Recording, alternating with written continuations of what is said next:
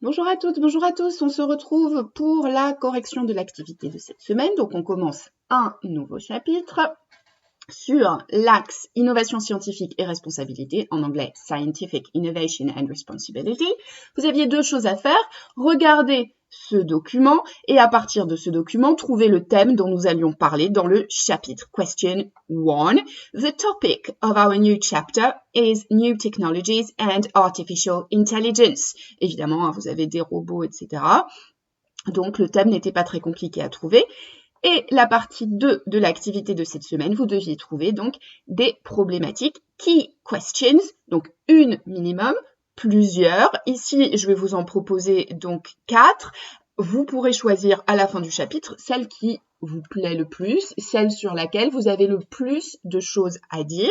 Et tout au long du chapitre, on va donc voir des documents qui vont vous aider à vous faire une opinion sur le sujet donc de l'intelligence artificielle, Artificial Intelligence, qui est souvent abrévié par AI.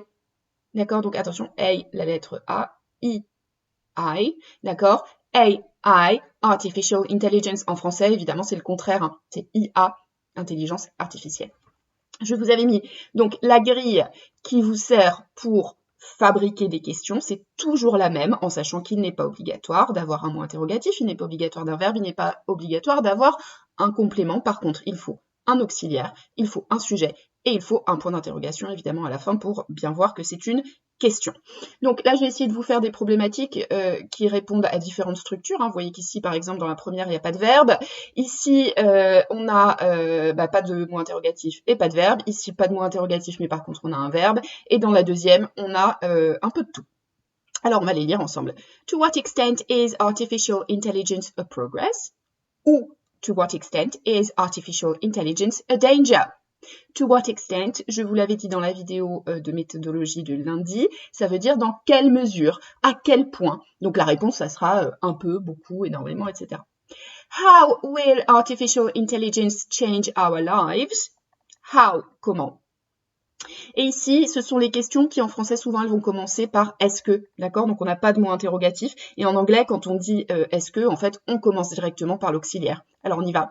Is AI a positive thing? AI, Artificial Intelligence, vous pouvez l'écrire d'une manière ou de l'autre, ça ne change absolument rien. Can AI be a threat to humankind? Et je vous ai mis un petit peu de lexique ici, que vous notez dans votre cahier. Threat, la menace, ou c'est le verbe menacer aussi. Humankind, alors j'ai fait une faute d'orthographe, hein. Ici c'est humankind avec un D. Humanité.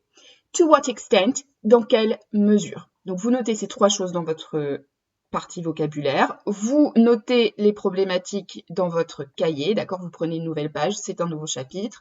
Et on va donc travailler sur ce thème-là pendant les semaines qui viennent.